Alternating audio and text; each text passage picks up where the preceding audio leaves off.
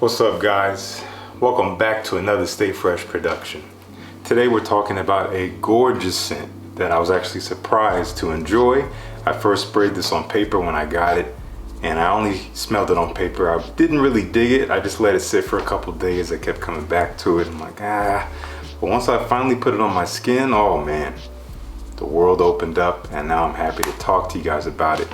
Today we're talking about this fragrance from a house you may not be too familiar with.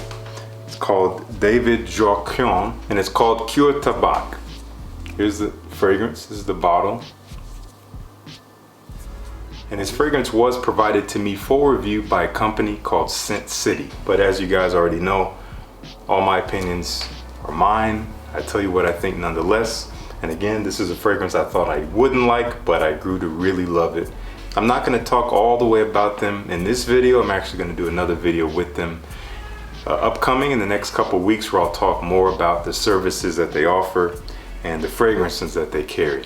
To put it shortly, they do have quite an amazing selection of fragrances, luxury and niche, that you probably have not heard of and probably don't have access to. So again, I'll get more into that in another video. So make sure you stay tuned for that. But in this one, I wanted to give you my quick first impressions on Cure Tabac from the house of David Joachim. This is a Parisian house based out of Paris. This fragrance came out in 2011. And can we take a moment to admire this bottle? I mean, it has this like leathery wrap to it. Most of the fragrances in the line have this, but of different colors. Has a wooden cap, very nice. You get the branding of the house there on the cap. And man, this thing just feels so good in the hand. Very soft and supple. I don't know if it's real leather. I don't think it is, but feels great. The presentation does make a big difference for me in terms of how I perceive a fragrance. The notes for Cure Tabac: in the top we have lavender. In the heart we have musk, tobacco, and incense. And in the base there's patchouli. Pretty simple note breakdown. So what do I get out of Cure Tabac?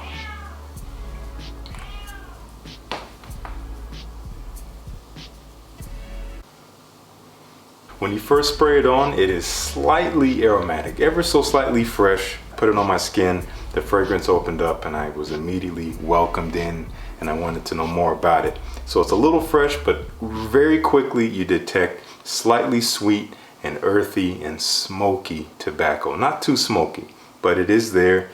And as you can tell from the note breakdown, there's no alleged leather accord. However, there is a leathery nuance to the texture of the scent. I don't really smell leather, if anything, but as you inhale it from outside in, the texture of the scent has a leathery nature to it. It's hard to explain, but I think if you smelled it, you would know what I mean. So off the jump, I sprayed it on, and I was immediately reminded of another fragrance that I absolutely love, that I don't own, but I'd like to have a bottle someday, and that is Grand Soir from the house of Maison Francis Kurkdjian. Love that scent. And just to be sure, I sprayed them side by side. Once before, smelled them, I'm like, okay, yeah, they're definitely similar. I sprayed them again here. Here we have David Joachim, we have Cure Tabac. Ooh, so good. I actually like it now that I've spent more time with it on skin. I can appreciate it on paper better. And here we have Grand Soir. Oh, man. Basically, the differences between the two. Grand Soir, if you don't know, is more of an ambery scent. There's amber, so you have like a benzoin and vanilla and maybe even labdanum, like a resinous nature to it. We have a similar vibe here with the Joachim, except you take Grand Soir, you add this dark earthiness to it, and you tone down the sweetness a little bit. That's what you get out of Cure Tabac. But even though there's nothing that would, overtly carry an ambery nature in this fragrance, I get it. I detect it, and it just comes off as almost this sweet and resinous nature to the fragrance, but again grounded by an earthiness and a slightly leathery nuance with that freshness on top. So that's the best way I can describe this scent. Super elegant, a little bit rugged and masculine, but something that you can throw on an evening out. And I think this is going to really garner you some compliments. I would wear this in the cooler weather. You can just look at this juice. Look at that. This brown, rich colored juice. And for that reason, yeah, it screams cooler weather and it screams evening wear. So that's what I would save this for. I would not wear this in the warm weather at all. In terms of the performance on this, it's decent. It lasts at least 7 hours on my skin from a full wearing, and the projection is pretty present for the first 2 to 3 hours. So nothing to complain about here. It will last, it will be detected.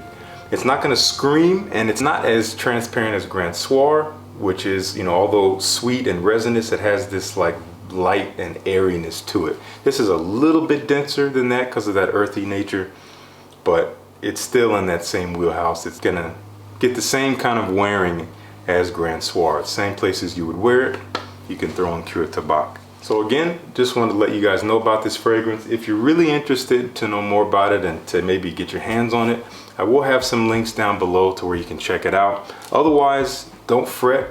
There's no rush to go out and grab it. I'm going to do another video again, giving you more details on the services that Scent City has to offer. So make sure you stay tuned for my upcoming video that I'll do in the coming weeks on Scent City so you can learn more about them. Thank you guys so much for tuning in. Peace. I'll see you guys in the next one.